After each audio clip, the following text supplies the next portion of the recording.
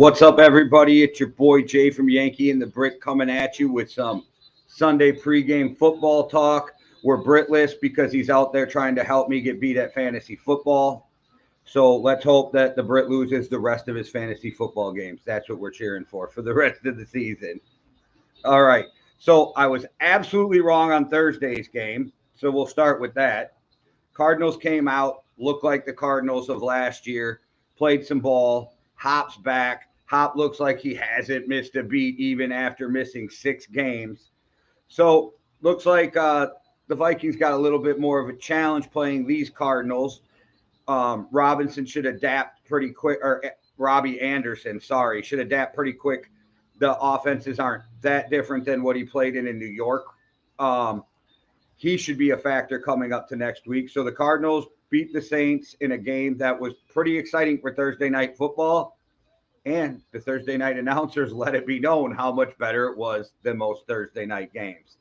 But I'm going to talk to you guys quick about Christian McCaffrey. Let's talk some Christian McCaffrey news.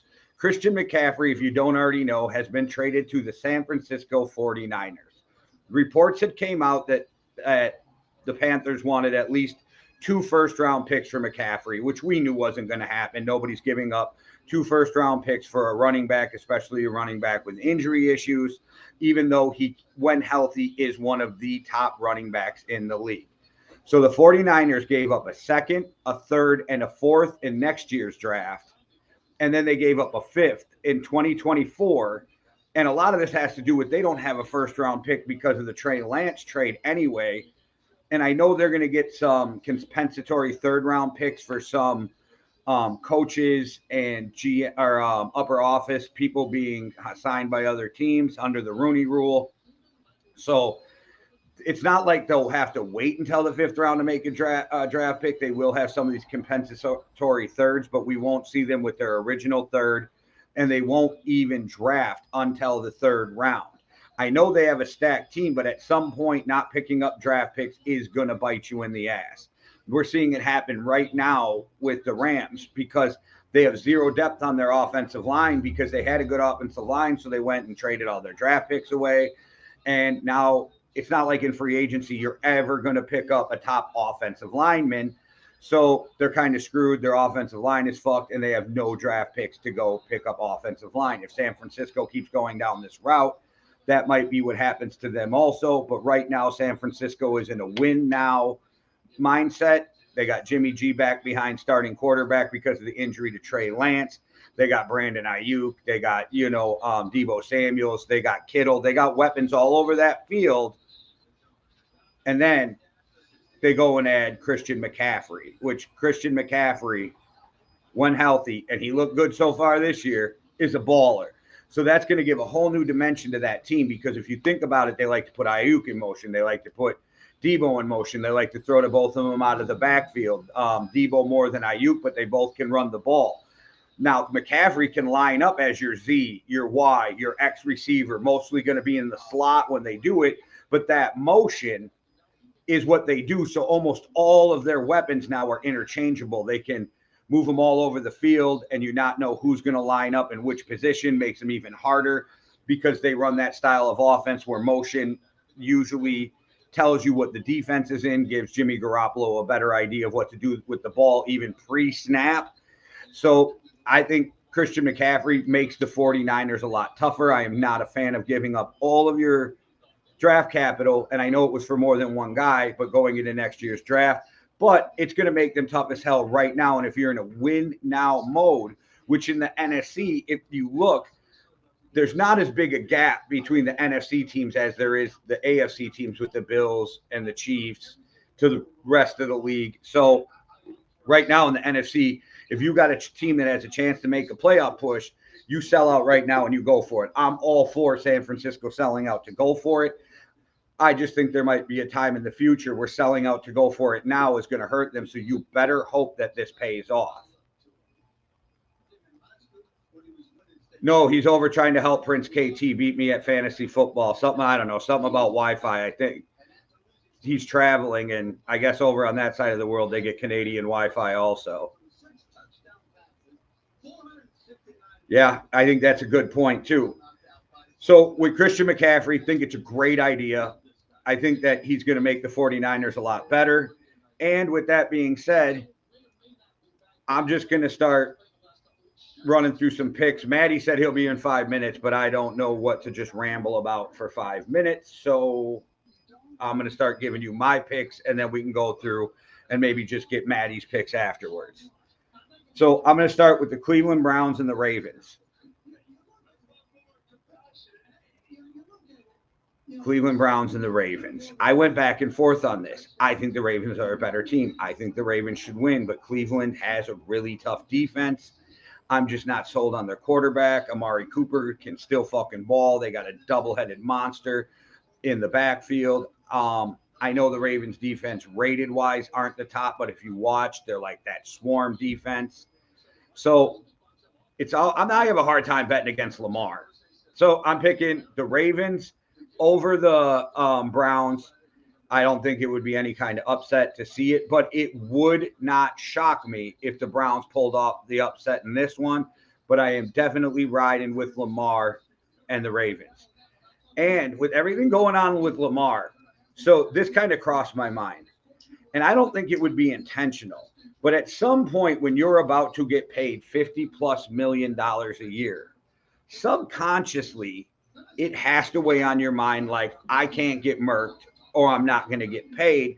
So there was a run last week where Lamar cut out of bounds. And I think if Lamar cuts in, picks up another 12, 15 yards, maybe breaks a tackle and goes.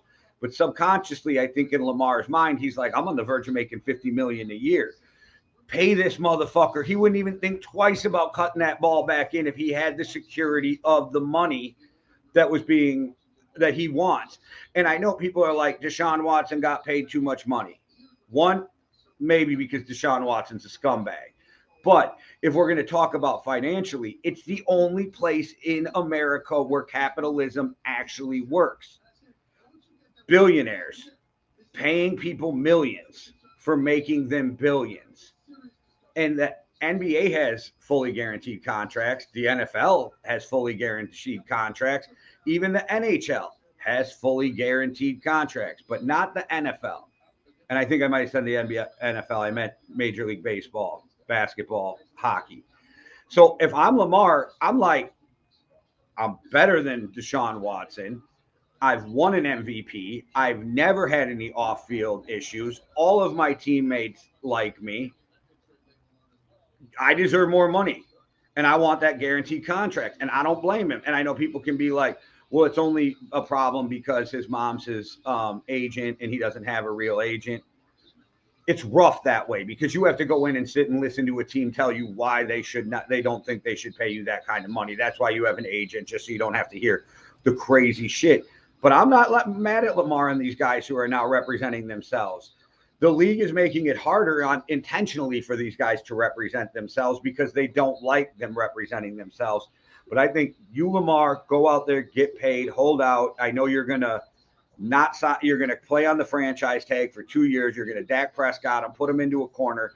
But if I'm you and it goes that far, I tell Baltimore to go fuck themselves, and I go take the highest bidder out on the market. And for some reason, I don't know why Baltimore doesn't believe in you enough to just pay you that money and back up that Brinks truck. So if I'm Lamar, I'm playing with a chip. I'm going out there. I'm balling out, and I'm out of here in 3 years after you can't franchise me anymore or trade me, because I'd be upset too if I was Lamar. All right, so with all of that being said, I got the Ravens winning this game. We'll move on to the Bucs versus the Panthers.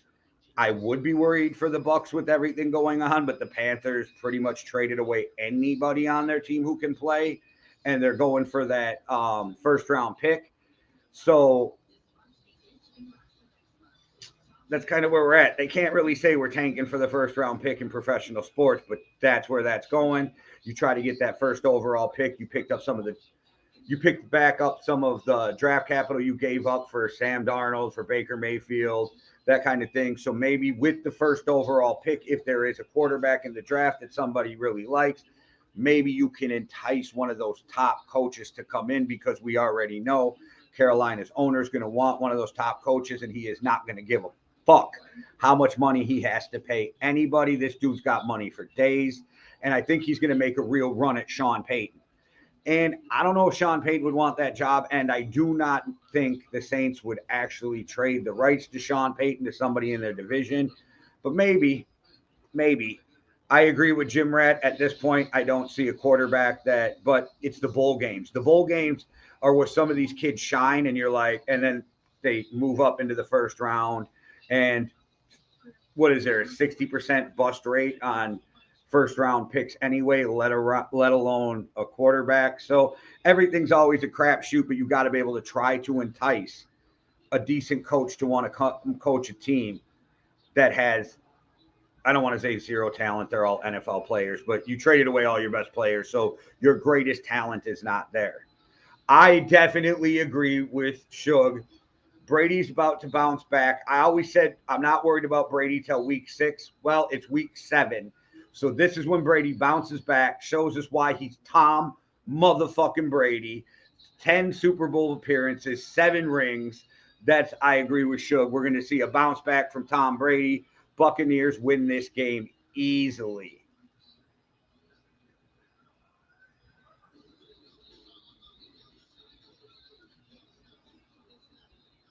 Josh Allen, Patrick Mahomes. In the last couple years, there hasn't, off the top of my head, I can't think of anybody. I think it was that draft that Baker, what is his name? Sam Darnold draft, but it was Josh Allen was the best one on that. And you guys can talk to Benedict Maddie right there if you want, because that's from now on. Benedict. You're right, guys. Yeah, sorry, I'm late. Yeah, UK Wi-Fi is just the worst at the minute. It's just not working at all. So I totally agree with what Jay said about you being Benedict Maddie. Okay, just making sure. Yeah. Sorry, man. I agree with what Jay says in terms of how the Carolina Panthers have just been going about like just getting rid of all of their picks. So there's just no way that there's no way they can any of their picks. So you forgot Hater. Hater should be on the end of that. Maddie is a fucking hater. He tried to do dirty in fantasy today. Don't even let him talk to you about it. He tried to do dirty as shit. I checked that the guy that so all of the guys have anybody playing Maddie that needs good players, let me know. I'll trade for nothing. That's all right. You fucked yourself. I lose today. You're out of the playoffs. Yeah, I know, mate. I realized that when I said it. But the thing is, I looked at his bench as well. Everybody's injured and on buys as well. That's not how that works. There's look at dude. Moose is kicking people's ass every week, and he shouldn't win a fucking game. Like somehow, and he says in the chat, I'm the greatest underdog. That he is the greatest underdog in fantasy football. So Benedict Maddie tried to do it. So now I'm hoping I lose just so he gets knocked out of the playoffs. All of the guys on the bench for Prince Katie are also on buys and also all injured. So I think he'll be fine. That is not true. If he adds to that team, he can add 36 points. Really? Yes, I saw that 2 days ago while I was keeping my mouth shut. You'll still beat him. All right. So so who have we picked so far? So we've done well, right now we're moving on to the Brits versus the Marked Out podcast. The Marked Out podcast is up by 18.6. He's projected to win by 1. Oh yeah. I'm really hoping he beats your ass by 35. I'm gonna get beat, and it's down to the game that we were talking about just then with the Panthers and the Bucks. So I genuinely think that the Panthers don't have anything to play for. The only thing that they have to play for is their defensive line. Like their defensive line is the only thing that they've got going, and it's the only thing that the Bucks their offensive line doesn't seem to be able to play football. So I can't see Tom Brady having a massive game. I think they'll rely on the run, but at the same time, I think the Bucks are going to win that game 100%. And then the first game was the Browns and the Ravens, right? I've got the Ravens in that one, but Lamar Jackson needs to prove that he's not really streaky. Doesn't he seem to be a streaky kind of guy? Also, I'm really not confident in my fantasy team this week at all. So even if so I'll lose and be out of the playoffs anyway. Well, I hope Matt Ryan, Derrick Henry, Aaron Jones, Christian Kirk, Kyle Pitts, Montgomery, and the Miami defense just go off today. That's what I hope. I'm sure they will. Sure they will. Which game do you want to move on to? Well, I'm already on to the Falcons, to the Bengals. I like the way the Falcons have been fucking playing. I really do. I do not like the way the Bengals have been playing. But with that said, the Bengals are still going to win this game. But there is a chance this game, most people think this game is going to be a blowout, walk away Cincinnati. I think there's a chance that the Falcons figure a way to hang around in this game. I just don't think they'll win it. Yeah, I think the Bengals will. I thought that about the Falcons all year. I think the Bengals really got it back on track last week. They got their deep balls working, and I think the Falcons' defense doesn't quite have it right in terms of being able to actually stop people, those high-octane offenses. So I think the Bengals will put up big points here. But I also think that the Falcons will put up big points. So this could be one of the sneakiest, exciting games of the week. I'm taking the Bengals in this one just because they got the ball rolling last week. If this happened a couple of weeks ago, this game, I might have picked the Falcons, but the Bengals seem to be getting it together and seem to be. I can't bet against Burrow and Chase together. I just can't do it right now, even though that offensive line is awful. And actually, the Falcons in the trenches have actually really impressed me. But again, I think the Falcons are playing games the same way that the Giants are winning games. Their coaches are coaching their fucking asses off. Yeah, if it wasn't sometimes Billy's and Joe's are just going to outplay your X's and O's.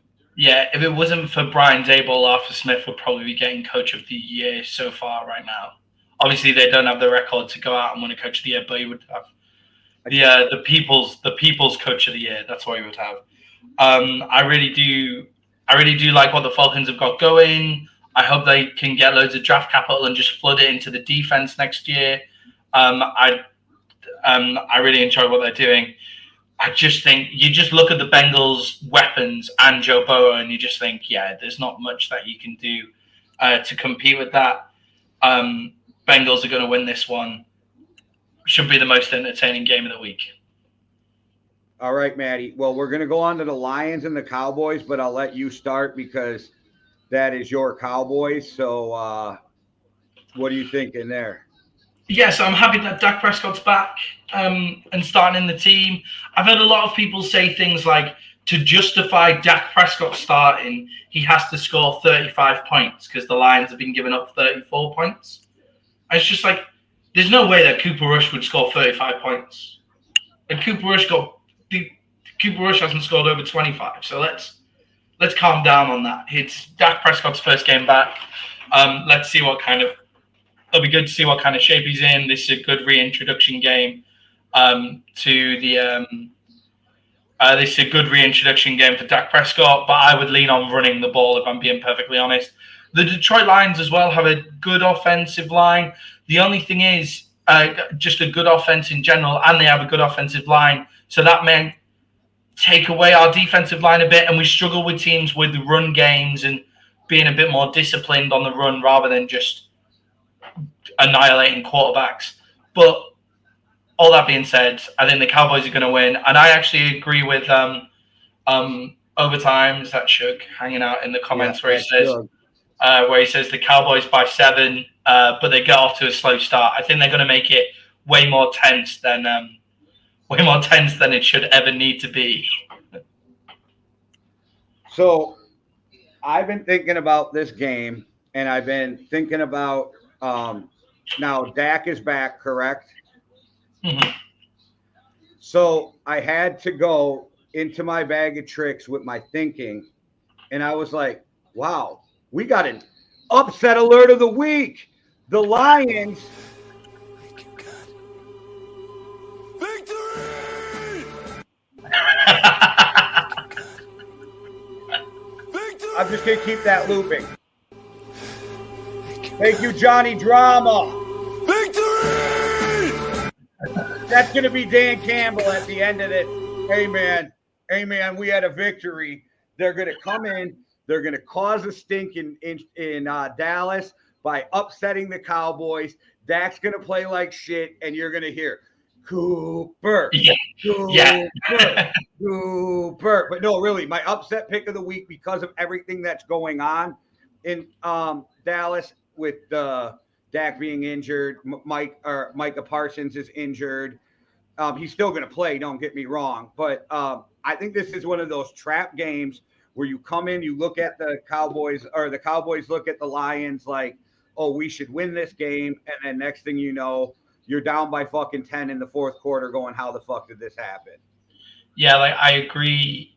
I think it's going to be because they're also coming off a bye. So the Lions are coming off an absolute annihilation by the Pats and off a bye. And they're the kind of team where it's like, oh, we play tough, we play so strong, we play this way, we play that way, and it's just like,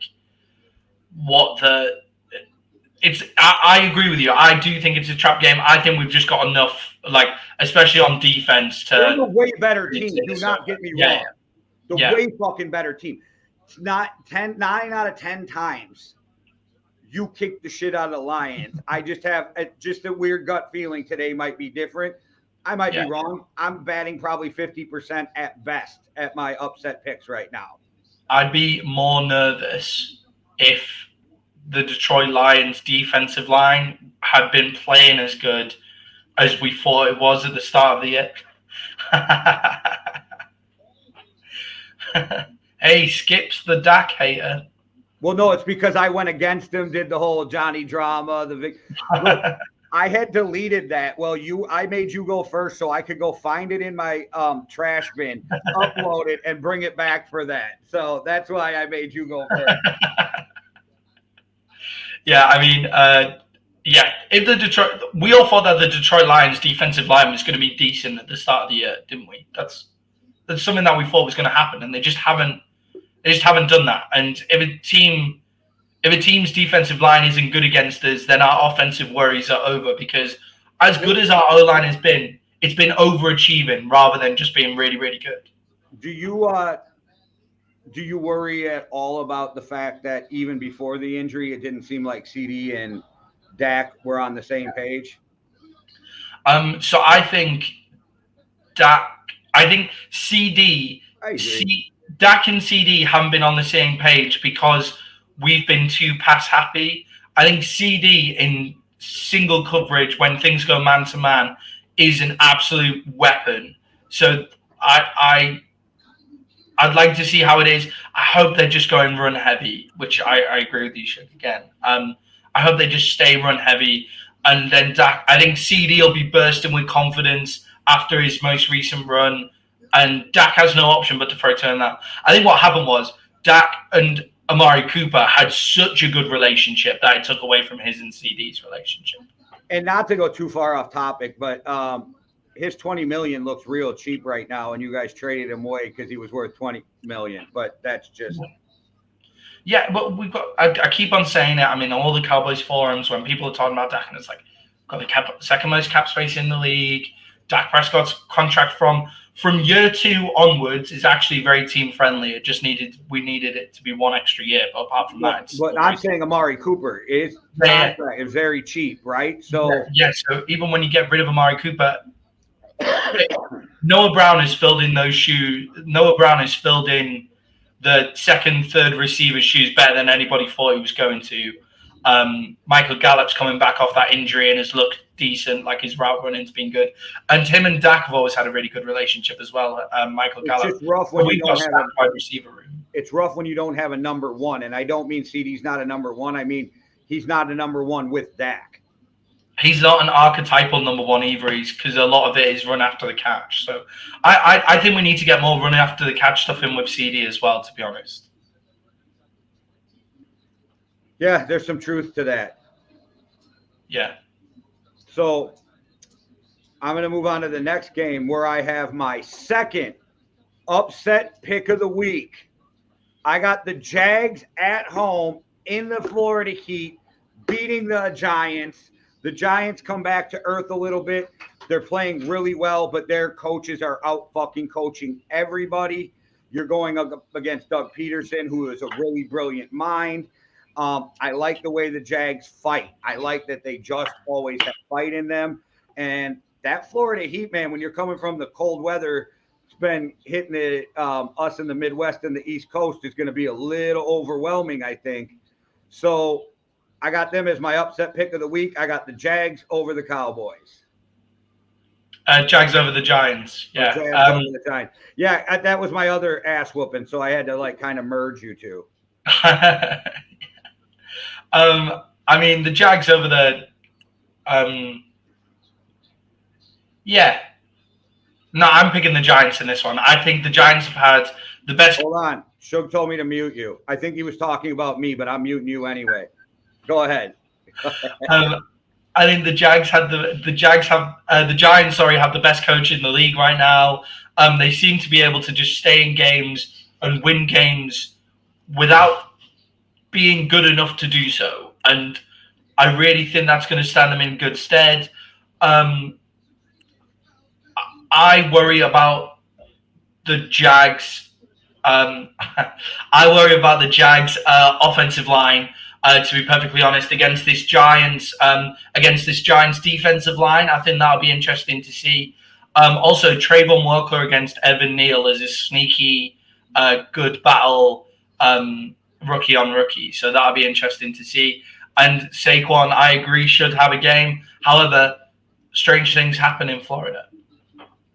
It's that humidity, man. And Shug, you're from Florida. You know how that shit works. If teams get down there, they can't fucking breathe. They're used to it being 40 degrees like it was in Wisconsin this week. And then all of a sudden it's like 70 something here today. I don't know what the temperature is in Florida, but we jumped 30 degrees from yesterday. I'm just saying that, like, so now you're jumping even more coming from I lived in Florida for like fucking 6 months, and in Pensacola, that shit was brutal. It's still hot as fuck. Duval. I think I'm gonna take the Giants in this one. Although Doug Peterson is another sneaky candidate for doing some Coach of the Year style stuff as well. So this should be a good game of scheming people up. Trevor Lawrence hasn't really been blitzed at all this year. So it'll be interesting to see how they pick up on the blitz and how he's been using his tight ends and his running backs in the passing game a lot. They're not going to be available because they'll be picking up blitzes left, right, and center. How are they going to do picking up those blitzes? Let's see. I just think the Giants push their way to a win. I'm basing this all on Eagles, Doug Peterson, but the way they pick that up is quick, short, out your hand, 3-step drop, ball out, let your playmakers make moves. That's how you slow down that rush. That's what Doug Peterson did when he won that Super Bowl. Granted, they had a ton of fucking talent on that Eagles team, don't get me wrong. And Big Dick Nick played out of his fucking mind that season. But Doug Peterson was always the coach who doesn't always leave guys back in to pick up the blitz. He's like, let's throw into the blitz. So if we see the blitz coming off the right side, hit your hot route on the right side. If you see the blitz, I'm hoping that, and with Trevor Lawrence has not played out of this world or out of his mind, but he has played well enough where I'm looking at this as almost Trevor Lawrence's rookie year, even though it's not, because of the dysfunction they had with Urban Meyer last year. So yes, you are going to get those rookie mistakes, but Trevor Lawrence is starting to prove why he was the number one pick.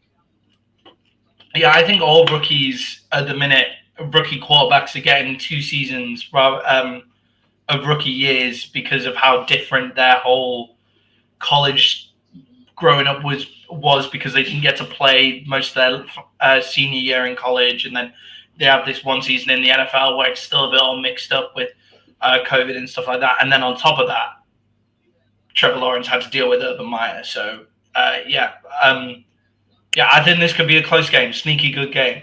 So it's now I'm muting Shug. I get muted for it. Now he's the Jags. All right, on to a game that I really wish I could pick the upset in because I really want the Packers to win, but they're going to wait. They're going to beat the Commanders, and the Commanders should have been starting Taylor Heineke from day one, not have paid for fucking Carson Wentz. But we're going to see Taylor Heineke starting today. Maybe he comes out and proves why they should have kept him. He's going to have a little chip on his shoulder, but I feel like the Packers are one of those teams that are going to bounce back and like throw a big win out there and shut everybody up. Yeah, have you heard the rumors of the Packers attempting to trade for Chase Claypool? No, but I've heard they've tried to trade for pretty much everybody in the last 2 years. Yeah. It's coming out saying that they're trying to trade for Chase Claypool. They're all in on trading for Chase Claypool. And it's like, how much does Chase Claypool fix your problem? Because you have the guys with the big body types and those freaky athletes that can win one-on-one. The problem is none of them get any separation whatsoever. Chase Claypool is also very inconsistent, so Aaron Rodgers' trust issues aren't going to be fixed by having Chase Claypool there. I personally don't think. I think Chase Claypool is a poor man's Devontae Adams, so I think he will help. I think that he's not Devontae Adams, don't get me wrong. Tay is one of the best receivers in football, but Claypool has the same type of skill set. Do you know what I mean? The speed, the separation. Yeah. And if anybody's going to make him better, it's going to be a guy like Aaron Rodgers, Patrick Mahomes, those type of dudes. Yeah, so he'll still help, but will he help as much as exactly like how much OBJ in December and January and then going into next year that would help more probably. DJ Moore, the Panthers are giving away everything. So they'll definitely pick up the phone and listen to a trade for DJ Moore. I'm sure they will. So, and DJ Moore is better than Chase Claypool in my personal opinion. So how much are you giving up for Chase Claypool over giving up for DJ Moore on top of DJ Moore being a better fit? That's an interesting conversation for our next podcast because I like Claypool more. So that would definitely be a really interesting conversation to have. But for this game, with the players that they have, the Packers should win this. Taylor Heineke hasn't really been getting any of the reps. So I can't see him. But to be fair, the best game he's ever played was when he came in to sort out an injury in the playoffs. But I just don't think the Commanders just don't have weapons. Their defense should be playing better. Ron Rivera's on the hot seat. If Ron Rivera wasn't such a nice guy, he'd be gone by now. And his comments, how pissed off he was after winning last week, show the comments of somebody who's nervous and knows they're on the hot seat and they really need to get something moving. Matt LaFleur has never lost never lost 3 games in a row as the Packers for the Packers. But so I'm taking the Pack in this one. Yeah, I think Aaron Rodgers gets more credit than LaFleur, but people don't agree with me, and that's a whole different thing. I don't think Matt LaFleur is looked at as the coach he's looked at if he was in the Jets. I don't think he does what Robert Saleh is doing at the Jets. It's not to shit on him, but I think he needed to walk into a team that had an established offense to be a good head coach. It's people comparing to Kyle Shanahan and Sean McVay because they come from the same tree, and it's just he's not on their level. Like, he's not their level of coach. At least not yet. He's not a bad coach. I just think he gets a little too much praise. But, hey, if Kevin O'Connell wins, it's going to be the same way because he walked into a team with a ton of talent that wasn't doing what they were supposed to. So, it's not your fault as a coach, and you'd rather walk into those situations anyway. So I really wasn't shitting on LaFleur. I just think LaFleur gets more credit than he should, and Rodgers, for some reason, gets less than he should because he's not liked by the media and people for some reason. And then part of it's because of his attitude, and part of it's because people hate greatness, and I just never understood the hating greatness part. I never understand that. If somebody's great, just let them That's the Brady hate. It's all over Brady, But this next game, though, Maddie, I really went back and forth. 100% head says the Titans should win this game. Mm-hmm. The heart's kind of split, but then I decided, you know what? The Colts have – it's just a weird feeling that the Colts are going to give them a hard time because it's their division. The Colts do have some talent. They just ain't been clicking. but I have to believe Tennessee figures out a way to win this game at home, so I'm riding with the Titans. Yeah, both of these teams have winning records, right? Like how? That's what I want to know. Yeah, the Colts are 3-2-1, and the Titans are 3-2. Yeah. How? They both feel like they've been playing terribly. I'm going for the Titans in this one. I was leaning towards Colts because the Colts have the potential to have a more explosive offense, and they have looked into. Yeah, it's true. So the Titans, though, just like the Titans' MO is playing tough. Like they're two teams that are both designed to play tough. But the Colts have more ability to have a more explosive offense due to the fact that they have Matt Ryan, who we know can throw the ball, and Alex Pierce is a good down the field weapon. Michael Pittman, decent weapon. Jonathan Taylor's in there as well. But then their offensive line has been awful. It's been horrendous. Like one of the worst offensive lines in the league. The Titans send pressure. They play hard. Matt Ryan can't run about and extend plays. It's not his game now. So I'm picking the Titans just because Matt Ryan won't have any time. All right. Well, another one we agreed on. We'll move on to one. I am off the Raiders bandwagon. I got the Texans in the upset in fucking Vegas. I still think they have the talent, all the talent in the world. I just think I gave them a little too much credit of learning that Josh McDaniels system a year too early. I think we're going to see the best Raiders by the end of the year and next year. I think I jumped on them a year too early. So backing off, I'm riding with the Texans. I think the Texans get the upset by running the ball, controlling the clock, and playing defense. Yeah, and Damon Pierce running like he wants to hurt people. Damon Pierce genuinely runs with violence. Oh, we've got a lot of people on that one. There's some personal feelings in that comment. He's a Raiders fan who hated fucking Derek Carr, so it kind of, yeah. Yeah, so Damon Pierce runs with violence. Davis Mills controls games. He's playing all right. The Texans are playing all right ball. I'm picking the Raiders in this one. I think they've got too much talent on the field. I think they are starting to learn that offense, and they're clearly a good team. Like they've put up a decent amount of points and just not come away with winning games. I'm picking the Raiders in this one. So it's with they're the opposite team. Like the Raiders are not playing up to their talent, and it's almost like the Texans are playing above their talent at times. Yeah, maybe that's a Lovie Smith thing. Yeah, the Raiders outmatch them in every single position.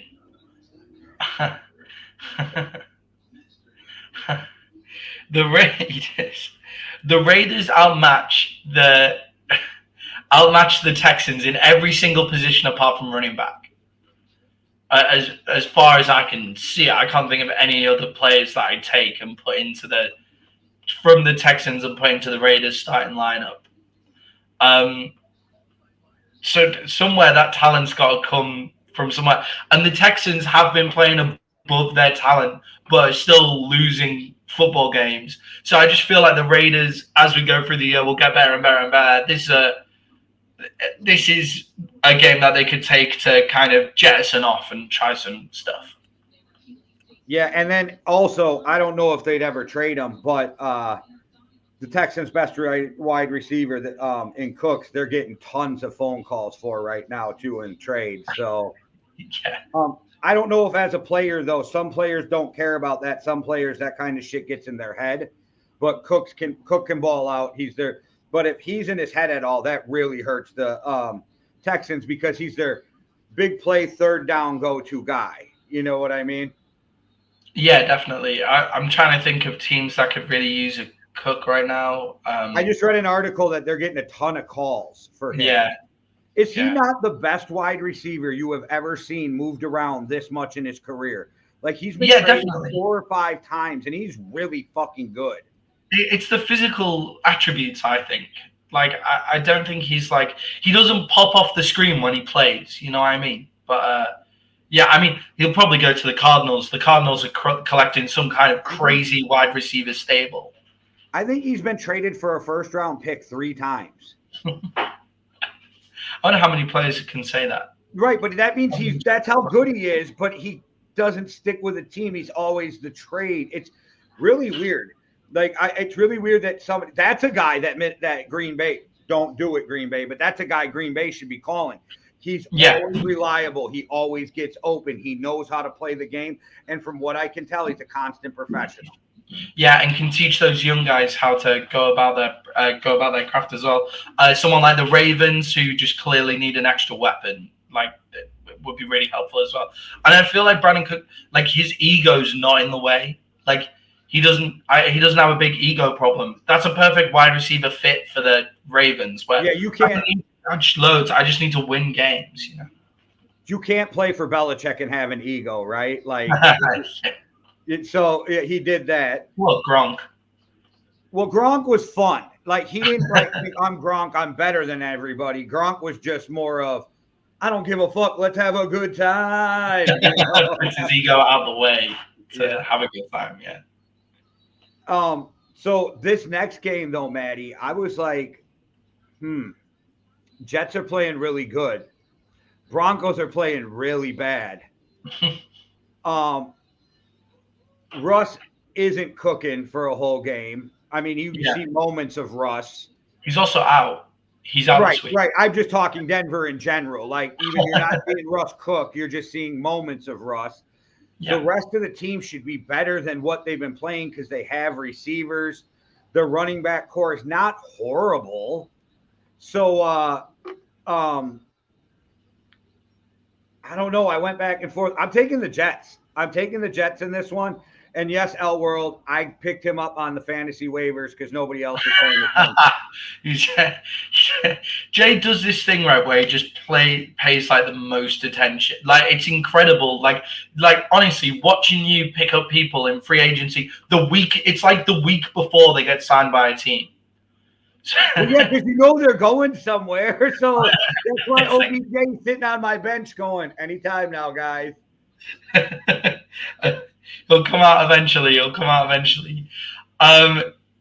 Yeah, I'm taking the Jets in this one, definitely. I think the Jets are the most underrated team in the NFL. I'm putting that out there. They're getting treated as underdogs far too much. Every single rookie pick that they've made with those first round drafts has been class. It's come in and balled out. I love the Jets, and I don't think Brett's raping is going to destroy their team at all. That's who they've got playing quarterback. The Broncos running game, it's going to be on Latavius Murray by the look of it, and great pickup. Awesome. It's going to be on Latavius Murray by the end of it. I don't think they've got the ability to run it on the Jets or to throw it on the Jets. And the Jets have a running back stable that can compete with the best in the league. Breece Hall getting those huge big plays and getting Michael Carter's touchdowns as well. And Zach Wilson hasn't strung shit together. Like, he just hasn't strung shit together yet, but he has those special plays. Like, he's like Russell Wilson. He's like Justin Fields, just without all the awful plays. So if you remove the awful plays from Justin Fields, keep the mediocre shit in the middle, and then have that special stuff on the top, that's Zach Wilson. So I'm picking the Jets in that one. All right. So 2 things. One, for anybody who's listening to us talk about fantasy, one thing you got to know is if you've never been in a 14-person league, the running backs are thin as fuck. So Latavius Murray, guys like that, big pickup. Because most people are like, how is Latavius Murray? But 14 people league, it makes it real thin. Also, having a running back that was called 8 points. Shug influences who I'm cheering for in games because I see his parlays and his bets, and I end up cheering for his teams more than my picks, so he wins money. It's fucking weird. It's fucking weird, but that's just how I end up being, because I'd rather see somebody get paid than me be right, I guess. Yeah, definitely. Also, Jets are solid and have playmakers on the top of it. I'm not saying they're Super Bowl or anything. I'm just saying people are sleeping on them. So, Chiefs versus 49ers, Christian McCaffrey's debut. He is going to play. I doubt we'll see him more than 10, 12 plays, even though running back's the easiest of all positions to probably plug and play. Especially the 49ers. As long as you're not having to pick up the blitz pickups is when it becomes a different ball game for a running back. I think we'll see him. I think he was a great fucking addition for the 49ers. I think he's going to pay dividends in the end. But today, I think the Chiefs win that game. The Chiefs. The Chiefs are an awesome team. The 49ers are still dealing with their injuries. A lot of the guys. I'm so excited. But he's just letting me know who we're cheering for his betting line. So, yeah, all right, Giants. Giants. Yeah. Cool. I'm good with that. They're my 2 picks too, so I'm good. Now I forgot where we are. The 49ers are dealing with a lot of injuries still, and the guys that are coming back this week are coming off decently long-term injuries as well, so don't expect them to light the world on fire. I love the addition of Christian McCaffrey. I loved your segment at the start of the show as well, talking about how it could affect them in the long run and how teams doing this.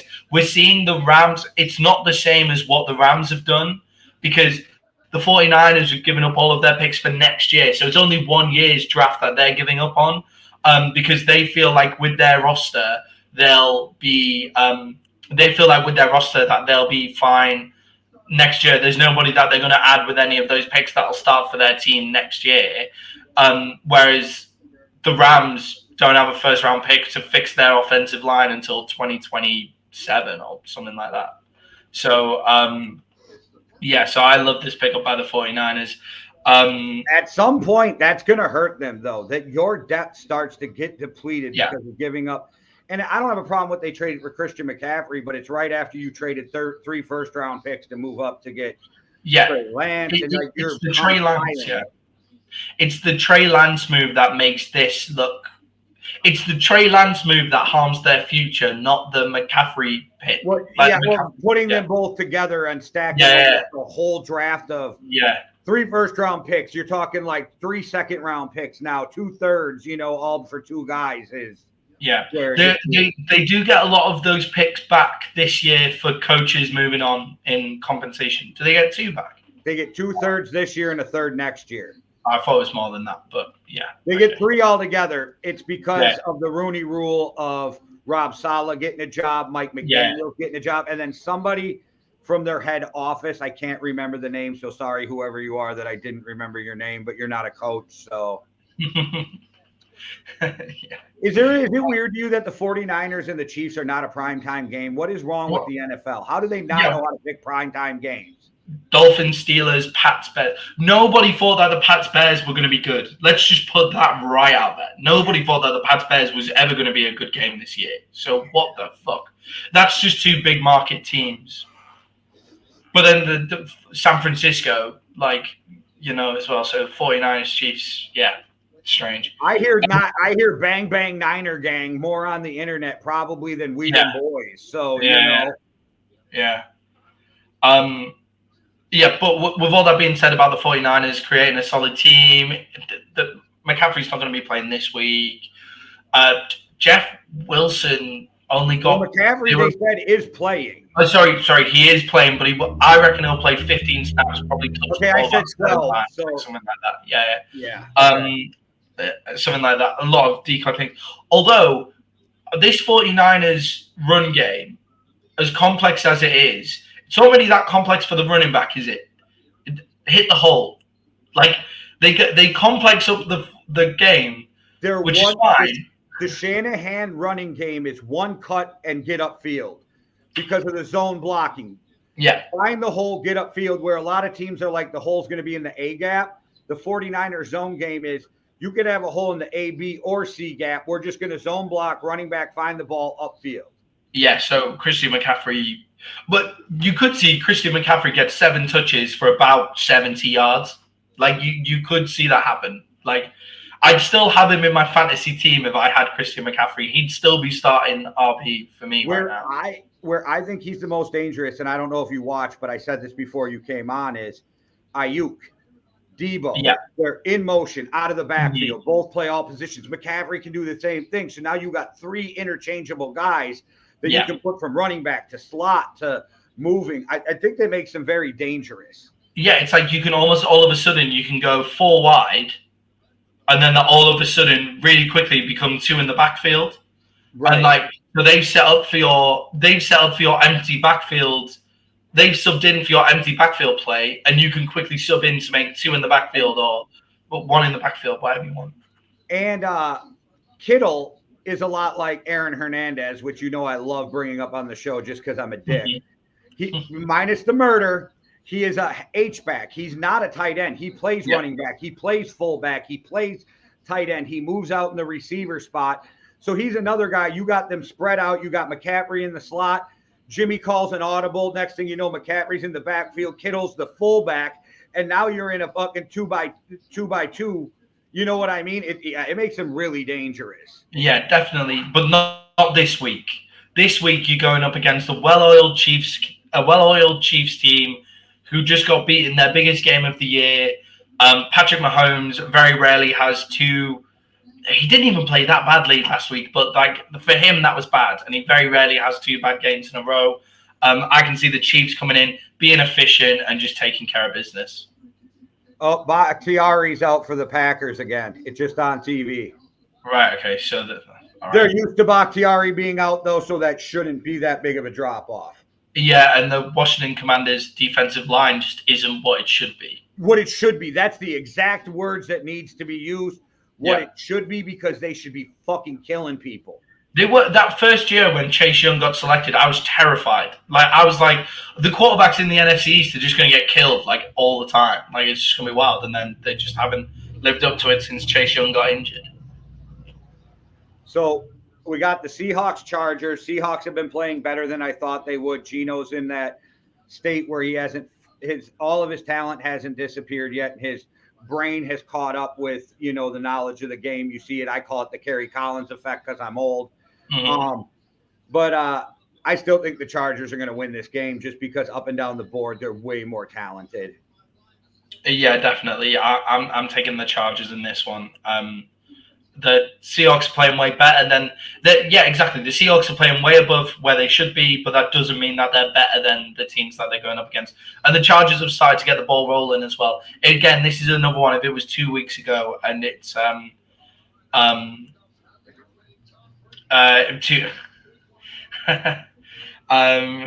if this was 2 weeks ago, the pick might have been different, but the Chargers have got the ball rolling with the run game, which helps Justin Herbert out. They're another guy. Brandon Cooks would be great for them. One more wide receiver weapon.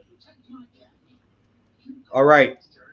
Steelers, Dolphins. This might be a good game because I think the Steelers have been playing decent for what they got going on. But Tua's back. I think the Dolphins play a lot better with Tua. I think that Tua's proven some people wrong in the NFL world on if he can play quarterback or not. And I think that the Dolphins are going to actually put an ass whooping on the Steelers. Is Kenny Pickett in or out? I think Pickett's out, and it was but I have to look because I didn't look yesterday was the last time I looked. And TJ Watt's out as well, right?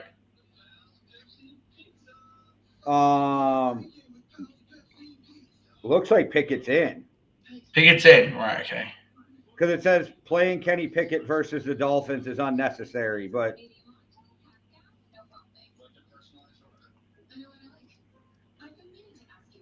I don't know. Yeah, TJ Watt's out. TJ Watt's out as well. Okay. Yeah, I think Tua. I think Tua coming back. I think is a little early. I do agree with you. Elwold, you should be setting the precedent of keeping them out for a longer time with Tua. I personally think, and you're not devastating the Dolphins by keeping them out either because they've got Teddy backing him up. So it will be a good precedent to set for the NFL without really hurting anyone. Kenny Pickett is a game time decision, but he's cleared. Right. What? Don't play him. Just don't. Just don't play him. It's an unnecessary thing for the NFL to do. If he's left the pitch last week because of concussion, Mitch Trubisky's there. He looked decent. Just don't play him. But yeah, I agree. Without TJ Watt, I feel like the Dolphins have like Mike Tomlin will have them coached up, ready to play these gadget guys that the Dolphins have got. But sometimes the coaching just isn't enough to cope with these kind of guys.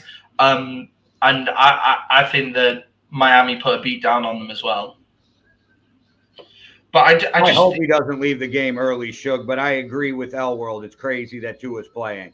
Yeah, both of these guys coming back and playing in this game, Tua and Kenny Pickett, brings unnecessary attention on this game for the wrong reasons. Like, give Tua one more week. You may as well set the precedent out. Say, if you've been knocked out this many times, this is the games that you have to set out. Look at what we did to Tua. Kenny Pickett, mate, you had to leave the game last week because of a head injury. Mitch Trubisky's got it. Your offense is shit either way. Mitch Trubisky's got it. But Kenny Pickett does come in and make that team better. That offense seems to run better through Kenny Pickett than Mitch Trubisky. I just don't see the point in either of them playing. But Dolphins for me. It's also Miami where they'll cook the Steelers. So. Well, normally for this last Monday night game, I would not be excited about this fucking game at all. Mm-hmm. But I want to watch more Zappy. I need more Zappy in my life. I'm excited to watch more Zappy. I want to see what this kid can do. Is he one of those weird anomalies that spark up, play a few good games, and die off? Or is he a real NFL quarterback? I'm excited. I think he's got a lot of potential. I didn't even think about him even playing in the NFL where he was ranked in the going into the draft. Do you know what I mean? I just never seen this kid being a starter. I'm excited to watch him play. But I got New England just routing the Bears, but I have zero faith in the Bears. And the more you lose, the more it creeps into your head in the locker room where they're like, well, I hope we don't get our ass kicked. I hope we don't. And the best teams in the world walk into a locker room and go, oh, we're going to win this game. Yeah, definitely. And the Pats have a real running game cooking right now. Bill Belichick's weakness is against mobile quarterbacks. The only thing is his strength is against quarterbacks in their first 3 years. So, and Justin Fields is playing more like a quarterback in his first 3 years than he is playing outstanding mobile quarterback play. With Justin Fields, he's playing like shit, but there are just some plays that are unbelievable. If he could throw the fucking ball, he would be so dangerous because his legs are dangerous as fuck. All of his big plays against the Vikings came on scrambles or runs. This dude's legs are fucking amazing. If he could not throw the ball away, that would be so he can throw absolute bolts downfield. We know, his arm is a cannon. He just can't train it to not throw the fucker that hard every time. And his footwork, you mentioned Kaepernick shit. Remember when Kaepernick could only throw a fastball? Yeah, only throw bullets. He only throws bullets. That's all he's got. And they look awesome. On a scramble outright, flinging a ball 30, 40 yards down the field on a rope. He is what they said Jackson was going to be. They shit on Lamar coming out. That's a great call. Yeah. The problem is a bad coaching staff that have not fixed his fucking mechanics. Yeah, if Justin Fields was in the 49ers rather than Trey Lance, I have a feeling obviously he's going to look a lot better because he's in the 49ers over the Bears, but you feel like Shanahan would have got some of those mechanics, be teaching him the touch. The Bears coaching room has almost bigger issues to worry about. There's so many fires that they have to put out. The game's about to start. I'm going to pick the Pats in this one. Just put my pick out there. Yeah, I got the Patriots too. Then the more and more we find out that it was the front office in San Francisco that shoved Trey Lance down his throat. He wanted Mac Jones, and the front office said, no, we're taking Trey Lance, which I don't know if I buy that shit because Kyle Shanahan has it written in his contract that he has all player control. So I don't know if they're trying to protect his legacy by just trying to blame John Lynch or what they're doing there, because I have a hard time believing John Lynch walked up to Shanahan and said, "We're not taking your guy, we're taking Trey Lance." I never understand the pick where moving up to take Mac Jones when you already have Jimmy Garoppolo. I agree with that, because we talked. It was like Mac Jones's ceiling was Kirk Cousins when he was coming out, according to talking heads. And Jimmy G to me is not as good as Kirk, but he's not that far off of where you'd trade your whole franchise to go get a guy that's just like the guy you got. Yeah, exactly. Like if it was he wanted Justin Fields over Trey Lance, I would buy that. I'd buy that more because they're two similar QBs who are completely different to Jimmy G. But Mac Jones over Jimmy G doesn't make any sense to me. Unless Kyle Shanahan has zero faith in Jimmy G and he's just like, we did win despite this motherfucker because of my coaching. I don't know what he thinks, but it's the only other thing I can think of. Yeah. You all win together. I never get that. Right. I'm just saying in my head, it's the only thing that makes sense on why. Yeah, definitely. To move up for Mac Jones, you really have to hate Jimmy G. Yeah. Yeah. Because at the same point, what he can't stand is Jimmy G's injuries. That's the one thing he can't stand. Yeah, you can't make the club in the tub. Yeah, that is a real thing, like so. Yeah, maybe that's it. Yeah. Wow, we made it through right in time for kickoff, Maddie. Here we go. just in time. My Wi-Fi guy was smashing it eventually. I just don't know how in the UK you have Canadian internet. It's just my Wi-Fi router just broke. Like I got back and it was just fucked. He had to bring a new one. I was like, oh, great timing. At 4:00. So where are you right now in the world? I'm at home in York. So, okay. Yeah. I've just been in a wedding in London like this weekend. So yeah. Not yours though. No, not mine. I was kidding. Maddie's like, live from my wedding, you're in a talk. All right, guys, hold on. I'm not committed. I'm not committed. Would never get married on a Sunday. You better believe it. Do people get married on Sundays? No, not usually. It's usually a Friday or a Saturday. Yeah. Yeah, I always thought that too. Like Saturday was kind of but I didn't know if that was a British thing. Like you did some Sunday weddings or something. No, I think there's some religious countries in like Eastern Europe that do it on Sundays. So, all right, guys. Well, thanks for watching. We're about to watch the Commanders. Boom! Kick off to the Packers. I had to do the boom like they do on TV. But we made it through. We didn't agree on all games again, which is always nice. Always good. And then we can see how stupid we look on Thursday. Usually quite stupid this season. I feel better. Everybody looks fucking stupid. It's great. We look less stupid than a lot of talking heads, so that's good. That's good. Yeah. And maybe we'll come back this week if Maddie's got some time and talk about the more information that's supposed to leak tomorrow about Daniel Snyder. There's a rumor. I'm excited. I'm excited. I'm almost more excited than. I hate the Commanders. I hate the name. I hate the fucking name. I'm almost more excited about the Dan Snyder news than watching the Cowboys play the Lions right now. All right. Well, for your sake and your sanity, I hope my pick is wrong. I just had a gut feeling the Cowboys were going to have a rough time with the Lions today. I'm deleting Facebook if the Lions win because it'll be unbearable. It'll be unbearable. If Dak Prescott plays badly, I'm deleting Facebook for the week. Dak Prescott can throw for 525 yards and 4 touchdowns, and if you lose, they'll still blame him. Yeah, I mean, he had the number 1 scoring offense in the league last year, but what the fuck does he know, right? All right, guys. Well, there you have it. We brought you our Sunday's pregame. I hope you're enjoying them. I like doing them. It's fun. Yeah. So keep watching and be a friend. Tell a friend. Hit that like, subscribe, all that good shit. Comment because it helps the algorithm. And we're out of here. One world, one love. Deuces. Cheerio.